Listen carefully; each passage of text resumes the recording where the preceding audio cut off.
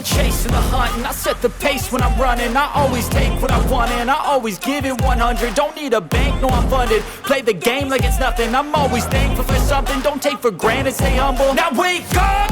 It's time to look at the enemy. Look in the mirror if he is no friend to me. It's not working out, maybe it's the chemistry. It's time to break up so I can make a better me. Better believe. Olá e sejam bem-vindos a mais um episódio do canal Dividendos. Ora, hoje vamos explorar uma das ferramentas mais populares no trading, o Fibonacci Retracement. Vamos entender de onde é que ele vem, como é que funciona e como é que os traders usam esta ferramenta para tomar decisões mais informadas. Então, de que trata isto do Fibonacci Retracement? E tudo começa com uma sequência matemática descoberta pelo matemático italiano Leonardo Fibonacci no século XIII. Esta sequência segue uma regra simples, cada número é a soma dos dois números anteriores. Ou seja, 2 é a soma de 1 mais 1, 3 é a soma de 2 mais 1 e assim por diante. Mais do que uma curiosidade matemática, esta sequência aparece na natureza um pouco por todo lado, como na organização das folhas, nas conchas e até mesmo no DNA humano. Para terem uma ideia, até as galáxias obedecem a esta proporção e no trading usam as proporções derivadas deste rácio para identificar níveis potenciais de suporte e resistência ao preço. Ora, a razão dourada, ou divina, como muitos lhe chamam, representada pelo número 1.618, ou se quisermos 61,8%, é derivada diretamente da sequência de Fibonacci. Se nós dividirmos qualquer número da sequência pelo número anterior, à medida que a sequência avança, o resultado aproxima-se cada vez mais deste valor. Por exemplo, 21 dividido por 13 é aproximadamente 61,5%, 34 dividido por 21 é aproximadamente 61,9%. Esta proporção é considerada especial porque aparece nos padrões de forma natural, como eu mencionei. É como se a natureza operasse desta forma. E no trading, estes 61,8% vão ser importantes porque são um nível absolutamente crucial na estratégia.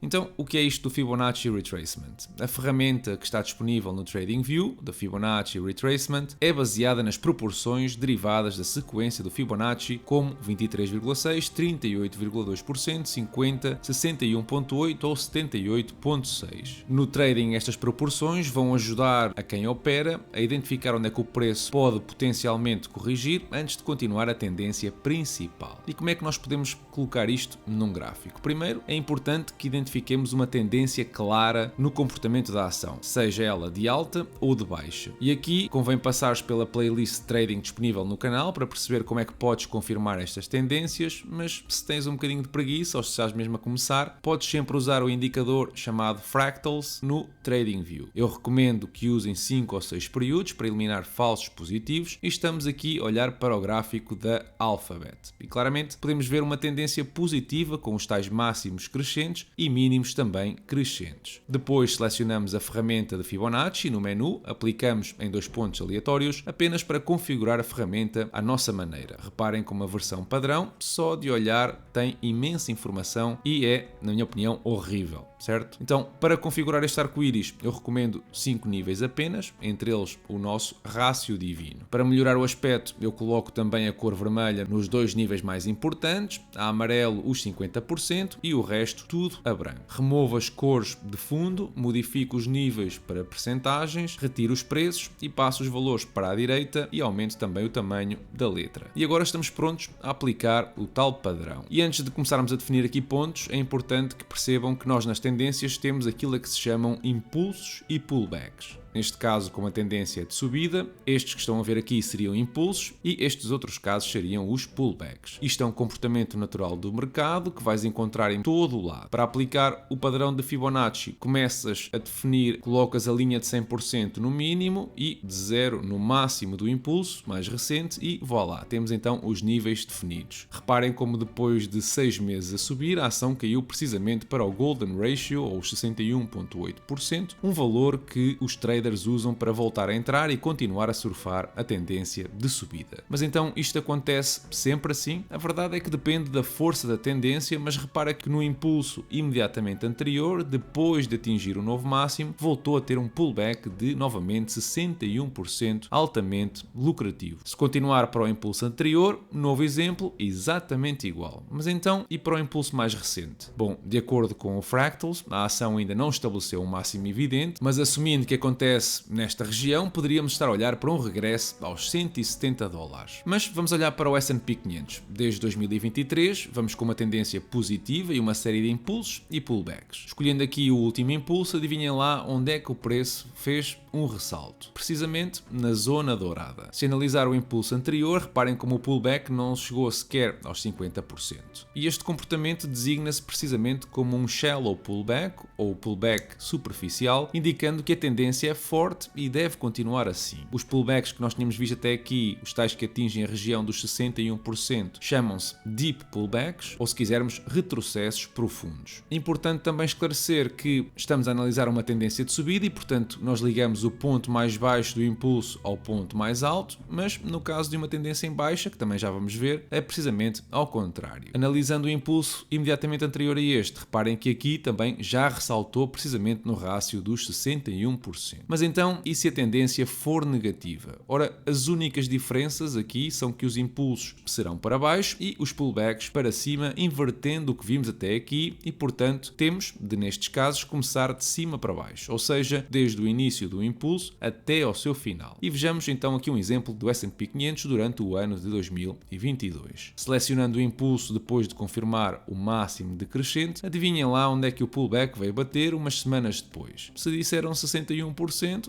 acertaram. Para o impulso seguinte, aconteceu precisamente a mesma coisa, mas na sequência desta entrada, na região dourada, a tendência inverteu-se pouco tempo depois. Pelo que usar esta ferramenta pode e deve ser complementada com outros indicadores que nos avisam da tal inversão das tendências, como por exemplo o RSI ou as médias móveis. Neste caso em concreto do S&P 500, reparem como apesar da tendência ter formado um novo mínimo, no RSI isso não aconteceu, e a esta divergência dá-se o nome, pasmem-se, de divergência. O que nos indica desde logo uma fase de consolidação do preço ou até mesmo de inversão da tendência. Assim que lembrem-se que nenhum indicador ou ferramenta nos dá uma garantia de nada. O Fibonacci Retracement que vimos neste episódio mostra-nos zonas prováveis, mas o mercado é dinâmico e está sujeito a eventos ou influências externas, além da mecânica de impulsos e de pullbacks que vimos. Uma ressalva também de que quanto maior for a janela temporal onde esteja a aplicar esta ferramenta, maior é a taxa de sucesso. E é isto, agora já sabes como é que o Fibonacci Retracement funciona e podes adicioná-lo ao teu arsenal de trading. Lembra-te que, tal como no investimento a longo prazo, também no trading é preciso disciplina e consistência.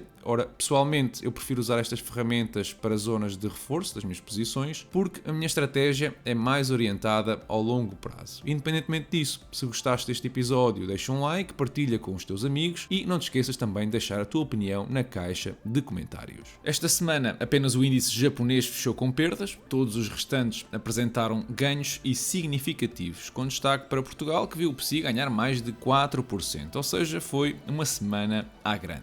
À grande também foi o pacote de medidas que o governo lançou de simplificação fiscal e adivinha lá, já começou a choradeira. Desta vez é o Sindicato dos Trabalhadores dos Impostos que se queixa não ter sido ouvido e que os funcionários é que vão ter de aprender e explicar diretamente aos contribuintes a implementação das medidas. Eu sinceramente leio esta notícia e parece que vivemos num país de chorões. Então, mas não é este o trabalho de quem está no balcão da autoridade tributária, adaptar-se às novas regras e esclarecer os cidadãos? É que este nível de vitimização está a atingir, na minha opinião, proporções épicas e perdemos todos com isso. Por falar em derrota, Centeno confirmou que não vai ser candidato à presidência da República e, pelo andar da carruagem, também não vai ser reconduzido como presidente do Banco de Portugal no verão. Eu vou dizer algo aqui que também disse do António Costa e o tempo seguramente vai dar-me razão. Vem aí um tacho europeu até ao final do ano. Parece também que mais de 3.700 profissionais de saúde no SNS vão entrar na idade de reforma em 2025, destaque para mais de 1.400 médicos. médicos. No entanto, isto não significa que os mesmos deixem de trabalhar, já que a quantidade de profissionais médicos que continuam o seu contributo mesmo depois de reformados continua a subir. Eu tive o cuidado de perceber qual é a percentagem que estes 1.400 representam do total de médicos do SNS e estamos a falar de 4% dentro da totalidade de 32 mil profissionais. Será isto grave? Bom, eu não acredito. Apesar do gráfico mostrar todos os indivíduos com licença para praticar e não apenas os que estão no ativo, Portugal continua a ser dos países europeus onde o rácio entre médicos e habitantes é dos mais altos. E já que estamos a falar em gravidade, a Alemanha está de volta aos anos 50, pelo segundo ano consecutivo apresentou uma contração da economia. E os motivos estão à vista de todos. A principal indústria exportadora da Europa provou um pouco do que a livre concorrência realmente significa, num entorno com taxas de juro que não estimulam o consumo. Daí começarem as primeiras tarifas contra a China e a rápida queda nas taxas de juro por parte do BCE. No entanto, ainda não vai ser suficiente. Se as taxas de juro continuarem a baixar e a Fed do outro lado do Atlântico não fizer o mesmo, vamos sem dúvida ficar mais atrativos do ponto de vista das exportações, mas vamos também inevitavelmente importar inflação quando neste momento a mesma já está numa trajetória de subida. Eu acredito que pela primeira vez na história a Alemanha vai mesmo apresentar 3 anos de contração. Numa altura em que a extrema-direita ameaça conseguir governar por lá, serão tempos desafiantes sem sombra de dúvida. Ao lado, a vizinha Polónia está mais preocupada em proteger o território de uma potencial invasão russa ao alocar cerca de 1% do PIB na construção de infraestruturas. Isto demonstra bem a preocupação que o resto da Europa tem com a escalada do conflito. Em relação ao portfólio, foi uma semana tranquila, fechou nos 60% de valorização e recebeu $55 no mês de janeiro em dividendos. E por hoje ficamos por aqui. Se aprendeste alguma coisa, deixa um like, partilha a tua opinião na caixa de comentários e não te esqueças, obviamente, de seguir-me no Instagram ou passar pelo Patreon para apoiar este projeto. Da minha parte, eu desejo-vos uma excelente semana e bons investimentos.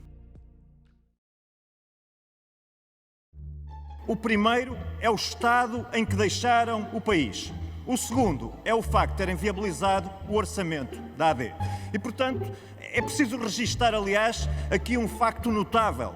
É que, durante anos, o PS, o seu secretário-geral atual, esta bancada, dizia o que é que não funciona, porque não viam nada que não funcionasse. E agora, subitamente, passaram a ver tudo com uma enorme hipocrisia. Eu não sei se esse problema de visão que tinham e que agora está curado foi tratado no SNS, no privado ou no social. Mas bem haja a quem tratou esse problema, porque de facto não viam e passaram a ver tudo aquilo que agora lhes interessa.